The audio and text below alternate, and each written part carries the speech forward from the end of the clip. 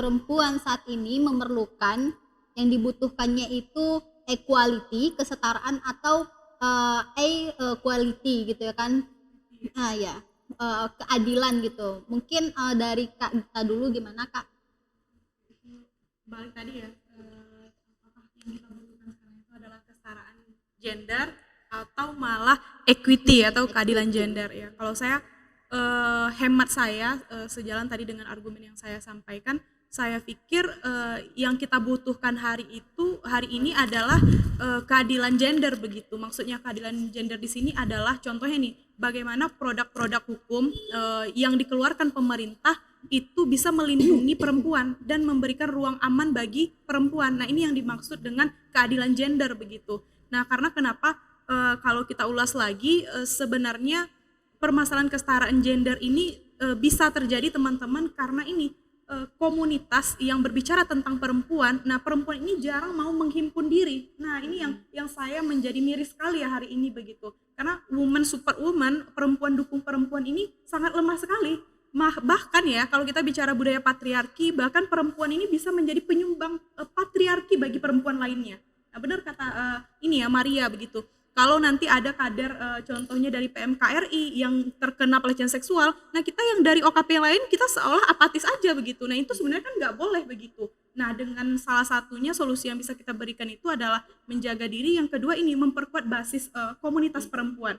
Saya bukan bilang komunitas perempuan hari ini di Sumbar tidak ada, banyak ada beberapa, tapi kebermanfaatannya untuk orang lain dan untuk perempuan itu seakan belum dirasakan begitu. Nah, itu yang saya pikir kenapa keadilan gender ini harus sangat digalakkan begitu. Contohnya teman-teman, sekarang kalau bicara teknologi ya, teknologi itu apakah bermanfaat untuk kesetaraan gender? Kalau saya pikir ini keadilan gender, ya sangat bermanfaat sekali gitu. Teknologi bisa kita jadikan ajang untuk campaign, bisa kita jadikan ajang untuk mengedukasi, mengadvokasi perempuan-perempuan di luar sana begitu. Nah, contohnya kalau terjadi kekerasan seksual di tingkat grassroots, apakah itu bisa terjadi? Kita ketahui kalau tidak adanya teknologi kan enggak juga gitu.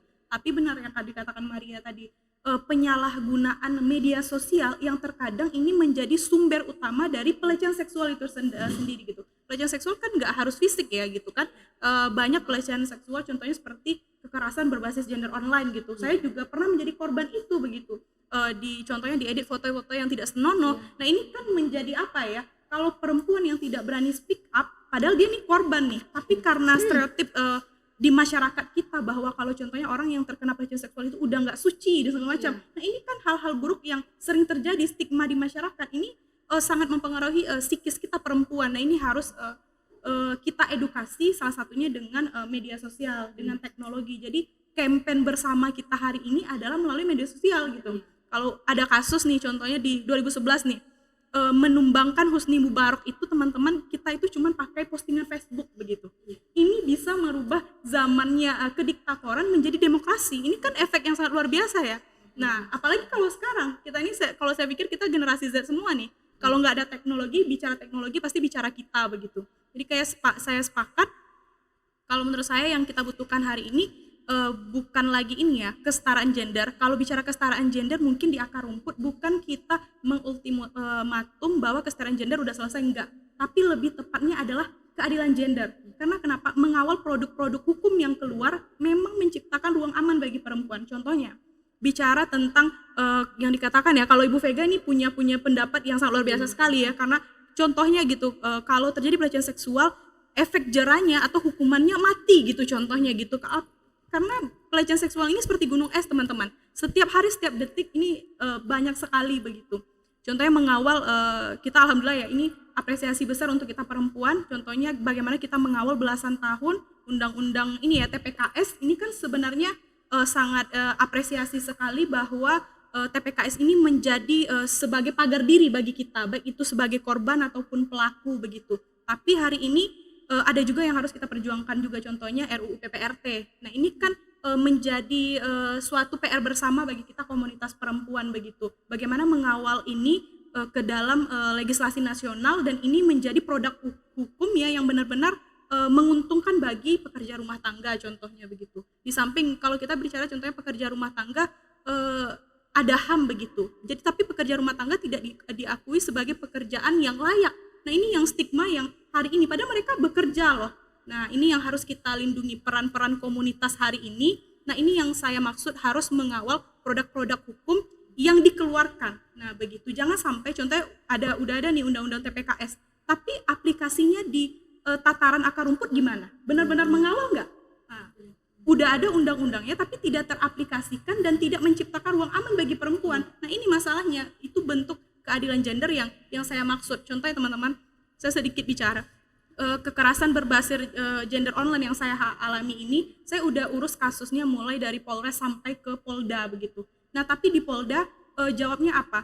Kekerasan berbasis gender online ini banyak juga nih macamnya, tidak termasuk ke dalam undang-undang ITE. Contohnya nih teman-teman nih, ada yang nge-tag teman-teman di Instagram nih, tapi kalau yang contohnya berbicara tidak senonoh, contohnya Ketum Tesa ini segala macam, kita sakit hati dong, kita mau lapor karena pencemaran nama baik. Tapi kalau Instagramnya Ketum Tesa ini privasi, bukan publik, ini tidak bisa. Nah ini kan aneh kan, gimana caranya? Itu yang saya rasakan begitu. Ini menjadi PR bersama bagi kita, gimana ini aparat-aparat atau pemerintah bisa mengawal ini begitu. Jadi perempuan yang harusnya menjadi korban harus bisa speak up. Nah kayak kita ya Tum, ada Osi, ada saya memang contohnya menjadi korban, tapi kita karena dihimpun oleh komunitas yang baik, yang peduli satu sama lain, kita berani speak up. Nah ini gunanya teknologi begitu, jadi campaign bersama. Saya pikir itu Marwah. Terima kasih kepada Kak Gita. Berarti keadilan itu harus harus kesetaraan tadi, dan itu dibutuhkan ada suatu keadilan, kesetaraan. Produk hukum yang ada gitu ya kan, dan itu harus dibermanfaatkan sih seharusnya ya kan. Sekarang kurang kebermanfaatannya. Iya.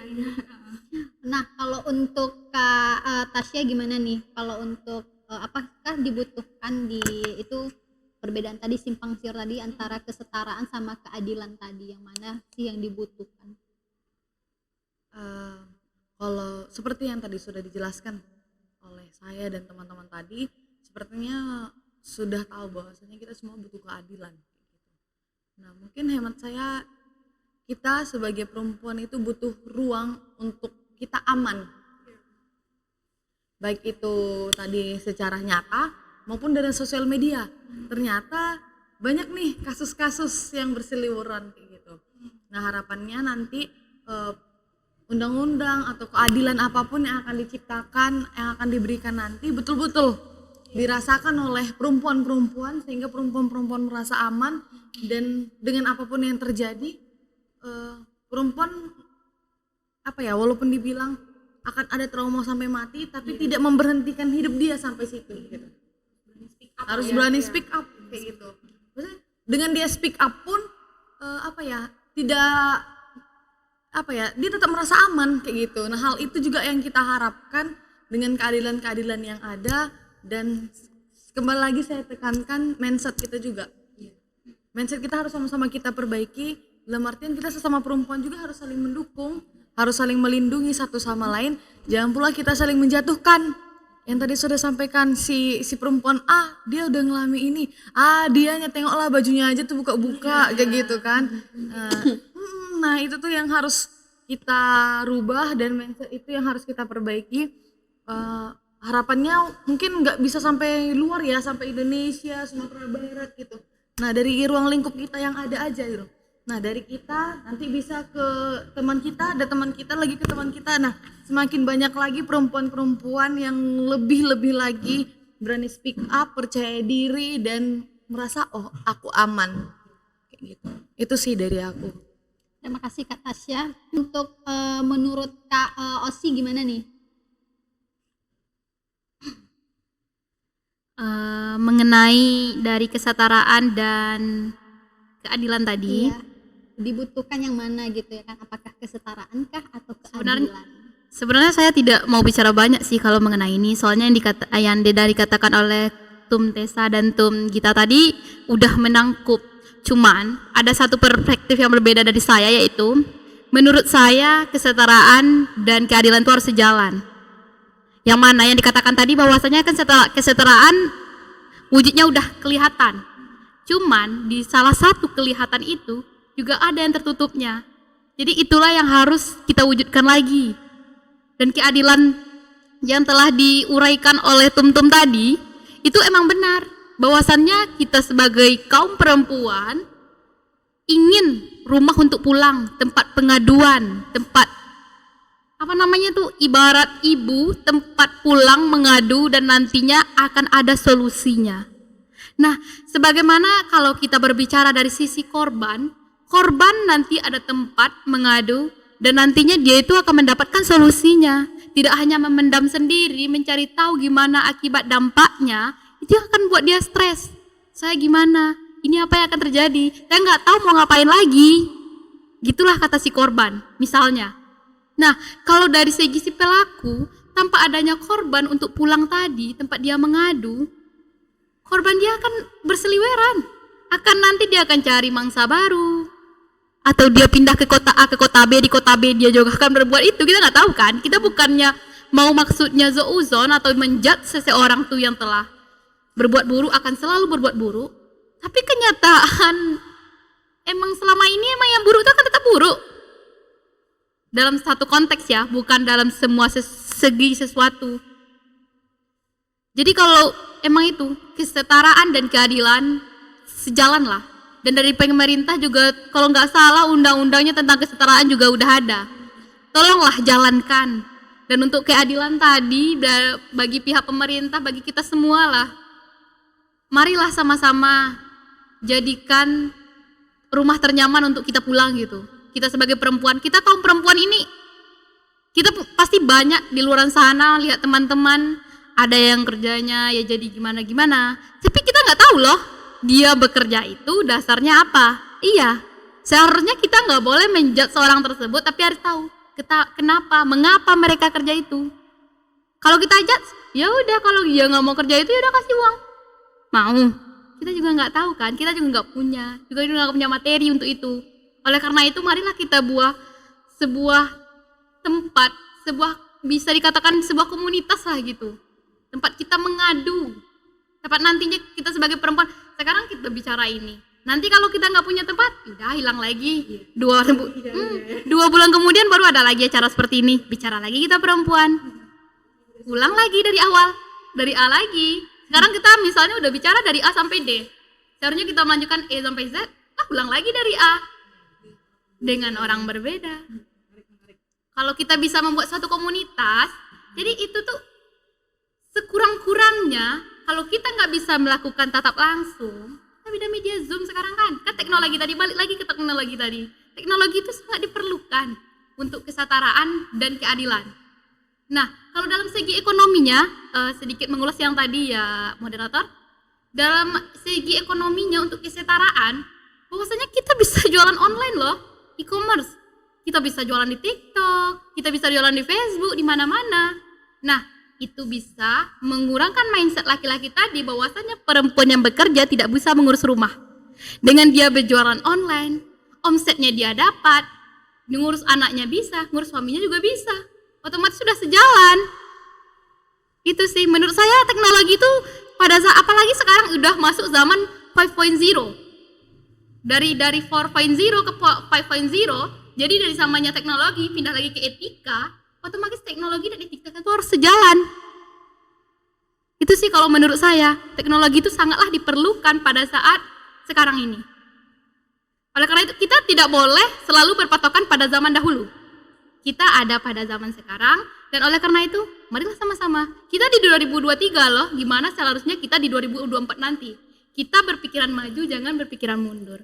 Oleh karena itu, kesetaraan dan keadilan sejalan, seharusnya. Jangan ada yang dipilih, karena nanti suatu yang dipilih kita fokuskan ke keadilan, kesetaraan akan terabaikan.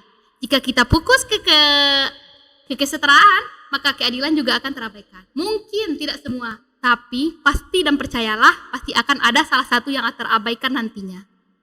Segitu sih moderator. Baik, terima kasih Kak Osi. Saya dapat ambil juga tadi harus adanya tempat wadah gitu ya kan, seperti mungkin komunitas kita akan dibuat. Kalau dari Kak Maria nih gimana nih persoalan untuk yang dibutuhkan itu yang mana sih gitu?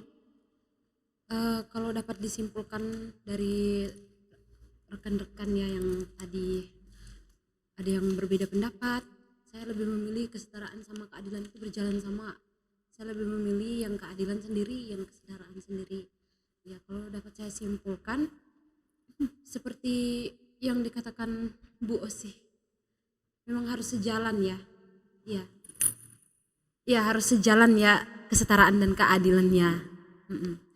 Jadi untuk kita lihat dari perkembangan zaman sekarang tuh semakin hari tuh semakin maju, semakin maju ya. Terus pola pikir pun berubah, lifestyle pun semuanya berubah. Hanya karena ada pengaruh dari luar negeri mereka datang model pakaiannya kayak gitu. Ya lihatlah orang-orang Indonesia sekarang sudah mulai teracuni dengan gaya-gaya orang-orang luar negeri kan. Mereka nggak peduli lagi, apalagi ada perkataannya itu kan gaya hidup gue, ngapain lu sewot hidup lo lah, nggak usah lu ngurusin gue gitu kan. Nah jadi dari situ menjadi pandangan buruk tentang orang lain lagi ke kita kan. Seperti yang dikatakan Kak Tessa tadi, dari lifestyle-nya, dari pakaiannya, udah mulai orang tuh ngegosip-gosipin, kayak gitu ya pakaiannya, pantasan. Mau gimana dia nggak dilecehkan kalau kayak gitu modelnya. Sudah tuh mau pula dia digituin, gitu kan. Sebenarnya itu apa ya? Kalau bukan dari respect dari kedua belah pihak, itu nggak bisa dinamakan pelecehan seksual sebenarnya, karena kalau udah satunya udah persetujuan antara kedua belah pihaknya kan udah menyetujui hal itu harus dilakukan, ya nggak bisa lah kita mempersalahkan, ya angkat ini menjadi masalah kan nggak mungkin. Kembali lagi kita mendidik mereka. Kalau misalnya masyarakat lain, misalnya orang di sekitar mereka merasa terganggu, ya bisa saja mereka laporkan ke pihak yang berwajib tadi kan. Ya laporkan saja, ini mengganggu kami loh Pak, kayak gini. Jadi terpengaruh dengan anak-anak muda yang masih kete-kete tua. Mulai dalam mereka bilang, ternyata kayak gini asik ya, bisa lah aku ikut dia, ternyata begini. Nggak tahu mereka tuh, nggak tahu gelap banget, mereka nggak tahu kalau impactnya ke depan itu akan jadi seperti apa. Terpengaruh dengan dunia kerja mereka besok lusa. Sudah dari dasarnya saja sudah kayak gitu gambarannya udah buruk. Mungkin karena dengan begitu itulah kebutuhan mereka kan, tapi mereka salah menggunakannya. Jadi kalau mau dibilang kesetaraan dan keadilan itu tergantung lagi dari pribadi kita masing-masing. Tetapi bagi pandangan perempuan dan laki-laki yang tidak melakukan hal itu, mereka merasa itu bermasalah. Mereka merasa, kok saya nggak dibikin kayak gini, jadi perempuan yang dibawa-bawanya anak siapa tuh lah yang buat kayak gitu, memalukan apa. Jadi belum lagi point of view dari berbeda pendapat kita perempuan. Ada yang mendukung, ada yang memberi motivasi untuk si korban, tapi ada juga yang menjatuhkan. Mungkin itu dari ibunya, mungkin ya latar belakang keluarganya memang udah kayak gitu. Gimana lagi kan? Jadi mungkin di pihak-pihak berwajib itu mereka dilema. Mereka melakukan hal ini, keluarga dari pihak perempuannya, mereka mungkin merasa bahwa anak saya jadi korban. Padahal mereka nggak tahu kalau misalnya kamu digituin, kenapa kamu nggak dari awal, dari kalian mulai bertemu, mulai chattingan di WA atau di Instagram, di Messenger, kenapa nggak kamu dari awal ngomong ke orang tuamu, lapor aja, Pak, alamat Facebook atas nama ini, alamat Instagram atas nama ini, itu dia bahasanya seperti ini ke saya Pak, dia minta foto-foto seperti ini ya Pak. Baik, begitu pula laki-laki. Kalau perempuan ada kayak gitu, laporlah Pak, dia kayak gini, biar kita telusuri. Iya. Malah perempuan yang disoroti lagi kan. Jadi ini nih sebenarnya kembali ke kita dengan didikan keluarga kita, dengan latar belakang keluarga kita ya. Kalau anaknya memang dasarnya dari kecil dia tuh bebas, terbiasa bebas, dibiarkan sama orang tuanya kayak gitu aja, ngapain kita angkat dia jadi korban? Ya gitulah dia. Jadi sekarang penggunaan media sosial itu tuh harus dibatasi, terus harus ikut melibatkan diri dalam diskusi-diskusi seperti ini kan bagus juga. Kita bisa lah tahu, oh ini pentingnya ke depan tuh seperti apa. Ini kita hanya melihat bukan untuk menggali masa lalu, tapi kita tuh melihat ke depannya itu akan jadi seperti apa. Dari dasarnya aja udah hancur, bagaimana sih ke depan itu?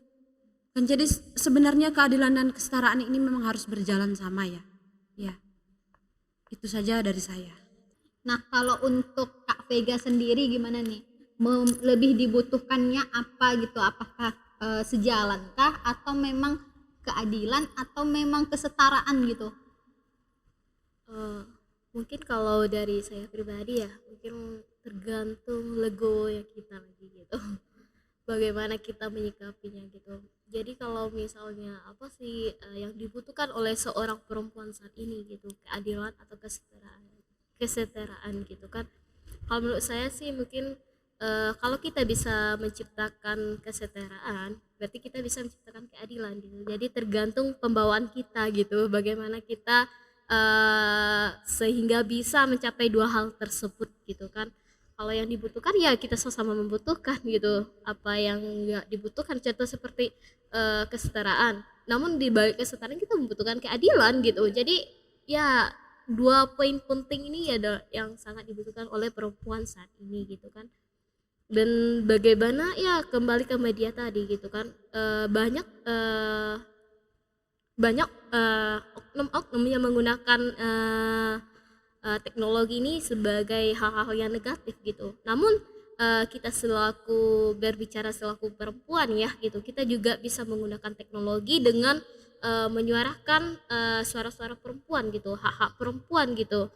Kita bisa seperti dengan membentuk komunitas dan lalu bersuara di media sama-sama gitu, dengan beriringan banyaknya pihak yang menyuarakan suara perempuan tadi. Saya yakin pihak-pihak yang lain akan mendengar gitu kalau kita emang bersungguh-sungguh memanfaatkan dengan baik teknologi saat ini gitu. Jadi tergantung bagaimana kita menyikapi dan bagaimana kita memanfaatkan hal-hal itu dengan tujuan baik gitu. Jadi tergantung kitanya lagi ya. Kita nggak bisa lah membuat suatu forum itu emang semuanya sadar akan hal ini gitu. Jadi ya tergantung individual kita, bagaimana kita dari kita memotivasi orang lain untuk melakukan hal-hal yang baik untuk berjuang bareng-bareng gitu. Kalau mungkin saya sesingkat itu aja sih gitu, lebih ke arah itu aja gitu.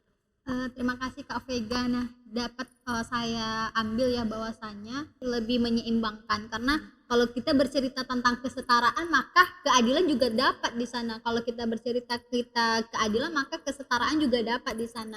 Tinggal lagi itu terhadap kitanya lagi mau gimana gitu, atau kesetaraan atau keadilan.